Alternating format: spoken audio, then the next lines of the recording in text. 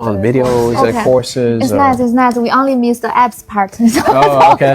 Well, that was one of the best parts. Yeah, because we stopped recording, and then we were joking that the Gail asked me, "What do I want to achieve?" I said, "I want to have apps." He said, "Okay."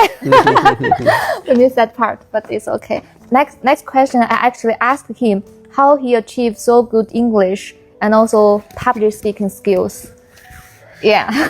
We started from there. And we start from there, yes. And what I said was at the most kind of basic level, it comes with practice, right? Both those things I think comes with practice. And I grew up in Stavanger, which is an international city, so a lot of expats were here. So I made some English-speaking friends when I was pretty young. So I think that helped. In school? In school, yeah. Oh, okay. And so you know, when you're young, you start speaking another language. That helps. You're pretty quick at catching things when you're younger.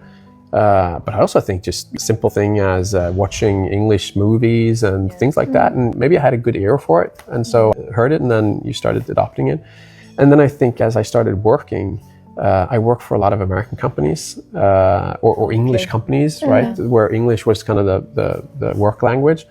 And then that comes with practice. Every day for 20 years, you speak English, and then But you do like extra practice at home, or you don't do it intentionally? Not necessarily. I mean, you teach English at school, of course, and But I guess maybe maybe I have a good ear for it, and then try. You're talented. I'm not too talented, but just a good ear for hearing pronunciations and then kind of picking it up. But of course, I mean, I'm sure if I'd lived in the UK, I would have had a British accent, right? Of course, I'm sure. But it's the American company influence that shines through, right? American accent. Yes. Not accent, but your English is even better than the Americans, I feel. I don't think so. Very fluent and proficient. I mean, we're a very diverse organization in terms of nationality, so we speak English here every single day. And I mean, if I sit with one Norwegian person, we might switch to Norwegian, but apart from that, like 95% of my time, every single day here at this company, we speak English. There's a lot of practice, and I think the same goes for public speaking. Yeah. When you were young in school, do you do this public speaking a lot, or you started when you start working? When I started working, yeah. We didn't necessarily. I mean, it's different these days. So like my son, he will do more public speaking training at school today than what we did. So we hardly ever did it.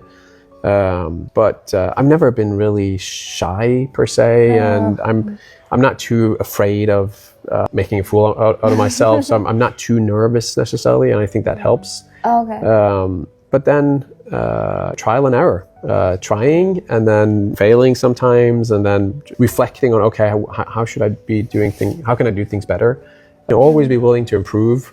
Look yourself in the mirror. Okay, now I did this. It was okay, but maybe next time I can improve that and be mindful of that. So next time you try to do better. Ask for feedback when you have do public speaking or whatever it is. Ask someone that you trust for honest feedback, and they will tell you, well, you did good over here, but then you lowered your voice, or whatever it is, and then you get feedback, right? And then you can use that to adjust your performance. Next time, we remind each other. Yes. And maybe even do it beforehand. So before you do your speech, like dry run, a dry run, try it out. But also ask people, okay, I'm going to have a public speech. Can you pay extra attention and provide me feedback afterwards? Then you will have some people that are not only focused on what you say, but how you say it and how you present yourself, and get feedback on that. It can be very powerful when you have someone else kind of observing you, provide pointers and feedback. So you did this in the beginning? I've done it plenty of times, and I've gotten very hard feedback plenty of times. From colleagues? Well, yeah, from colleagues when I've asked, can you provide me feedback? How did you think that it went? And they've said, well, not really good, and this is what you should do different. And as long as you're okay with that, then you can learn from it, right? So, but again, with practice, of course, for myself as well, once you've done something 50 times, of course you're less nervous, you're more comfortable, you learn some of the tips and tricks that you know will be impactful. Tone of your voice, how you build your story, understand your audience.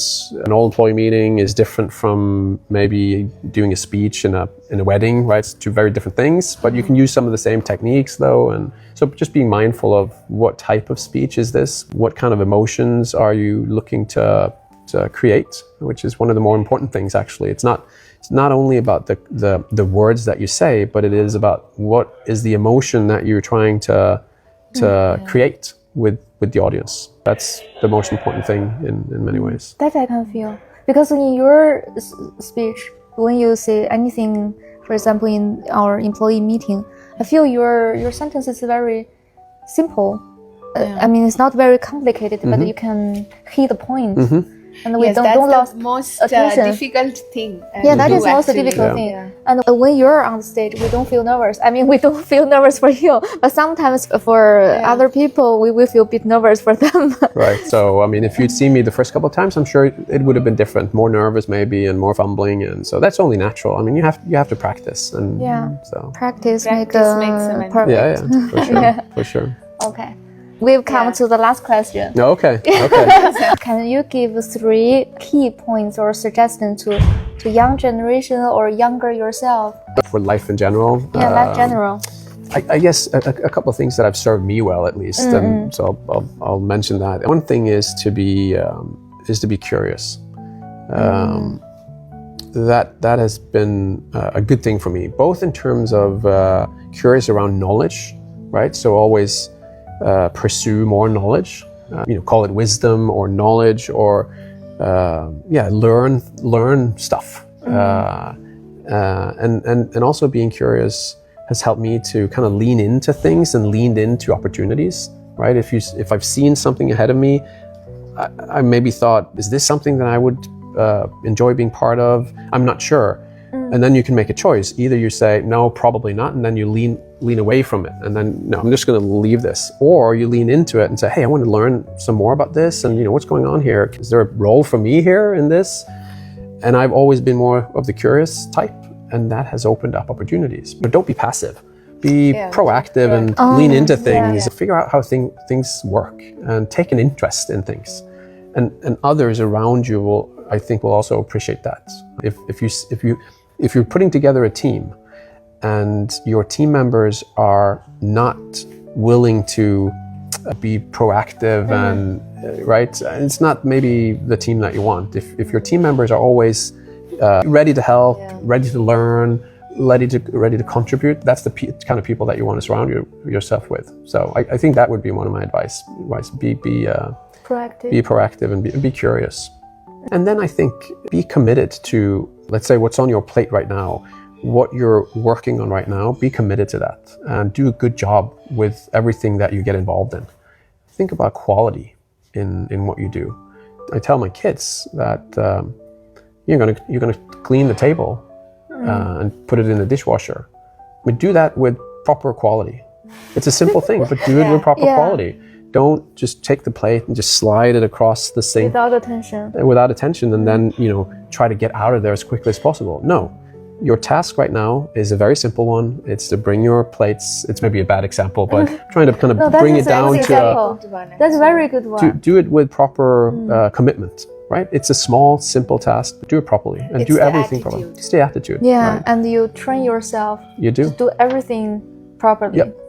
So, and you'll bring that to the gym, you'll bring it to your relationships, you'll bring it to work, and that's how you perform things, right? You perform it with proper attention and quality, and you do the best you can. It doesn't mean that you can't make mistakes, that's fine, but do it properly. And so I think that's the other thing that I've always been mindful of. I believe in doing whatever is in front of me, doing it properly, whatever it is. Yeah, thank you very much. Thank you very much for sharing. That's very inspiring and helpful. I will note it down. Yes, okay. I will note it down after the interview. Okay. Yeah, thank you again for the interview. And I also want to sincerely thank you for leading this company so well. Thank you. And creating such a good work culture. Yes, and we enjoy working here every day. Me as well. Yeah, we will miss you definitely. And we wish you all the best in your new role. Thank you very much. Thank you. hope I can interview you in the near future. Well, maybe you can, and I'm sure I'll be back here as well to see you again. Too. So we'll meet each other again for sure. Well, thank you for taking the time and inviting me into this. This was fantastic. Thank you. Okay. Thank you everyone for watching this video, and see you in the next time. Bye bye. Just say bye bye. Bye bye.